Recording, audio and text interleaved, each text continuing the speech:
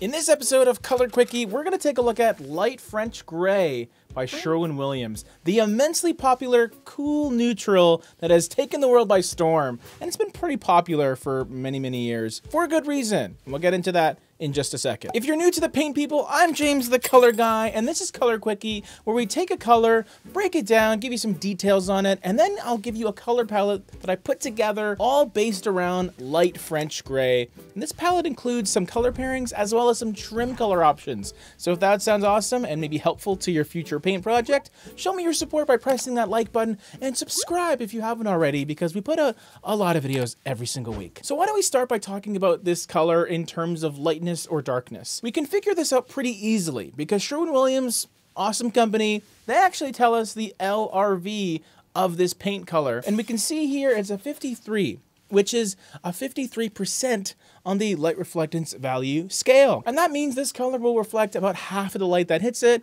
making it appear as a mid-tone. And mid-tones are pretty good in terms of interior paint projects because they're a nice middle ground between light and dark. They have enough depth where they'll be noticeable, they'll feel a little bit more rich than, let's say, an off-white or a pastel color, but not so dark that you might just think it is a total accent color that you might only want to use in one or two spaces. Light French Gray, it's been a super popular color for many years. It's also been featured in a ton of Sherwin-Williams color collections, and I think it's because of its ability to really balance warm and cool. It's a gray, but it kind of sits in the middle in terms of where it's going temperature-wise.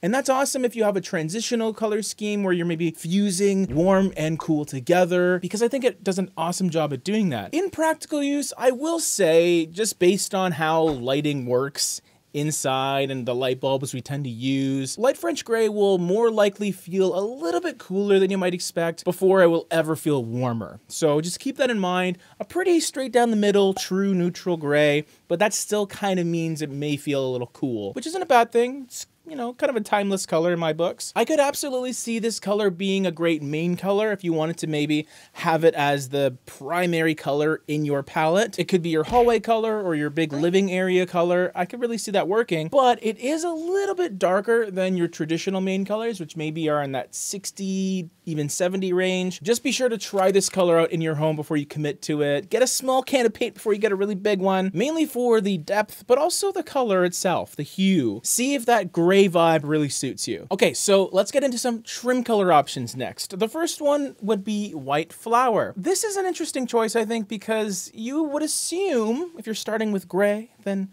maybe you just go with a really light grayish white or even a crisp white, like a high reflective white or something. I kind of want to go with White Flower for this palette because it introduces a little bit of that creamy warmth, which I think is really nice. It's still a very bright white. It has an 87 LRV, which is much brighter than Light French Gray, and it still will feel very crisp against it, so you'll have that nice contrast. But I think especially when you start pairing it with the other colors in the palette, that we'll get to in a second, this is going to be my choice for things like baseboards, doors and frames, crown molding, all that good stuff. Now, what if you want a darker trim or like a dark accent color in certain places and pockets? Iron ore would be my go-to choice in this palette. Extremely dark with a 6 LRV. It's pretty much an off black, but it also has this little chocolatey espresso mysterious kind of brown quality to it, but it's very shaded. So I wouldn't call it like a hot chocolate or even a dark chocolate. It's just a little hint of that brown to sort of pull it in a nice, interesting, slightly bronzy direction maybe. But the contrast here will be huge. It pretty much will look black in certain lighting, especially in the more dimly lit spaces, but a wonderful choice if you're looking for that bold, dark, rich contrast. Okay, so color pairing time. So these are some other color options that you can use in the form of paint in different rooms or even in the same space as Light French Gray. You just want something a little bit different. Ice Cube is my first color pairing. Now, this is a color that is both a bit lighter than Light French Gray. It's also a little bit cooler as well. It has a fairly noticeable blue undertone, but because it has a 77 LRV, it is very light, very pastel, almost like a pale slightly cloudy sky blue, I guess you could say, but it's extremely passive, and I think it'll just help tie into the cool gray aspect of light French gray, but it'll feel a bit cooler and a bit airier as well, because it has that lightness to it. The second color pairing is Morning Sun. Now, unlike the last color, this one definitely goes into the warm direction. So Morning Sun really plays into that white flower trim color we've been talking about, because they both have those warm undertones. This one has more of a gold undertone rather than a creaminess, almost an orange sort of feel to it happening. And the saturation will be noticeable. You will notice that hue, but it has an 80 LRV. So a very bright color, even a bit brighter than Ice Cube. So if you want something a little more complementary and you want to go to the warm side of things rather than cool, I kind of like using these warmer colors in spaces where maybe you don't have a lot of warmth in your flooring or your furniture, just to sort of bring that warmth in. And then the opposite is true for Ice Cube, where maybe if you have those warmer oak floors and you want something a little bit cool to sort of settle it down a bit, that's how you can kind of differentiate between using the two, because either of them are going to give you a nice feel. Very, very light colors are going to reflect a lot of light back into the space. And the third color is the accent choice here. It is Sea Mariner. Now, as you can probably tell, another really dark color. This is almost as dark as Iron Ore, our dark trim color. It's just 1 point off. And as we can see, much more of a dark shaded navy blue. And in certain lighting conditions, you can almost see just like a very dark, deep touch of teal. But really, it's all about that blue tying into Ice Cube. So you have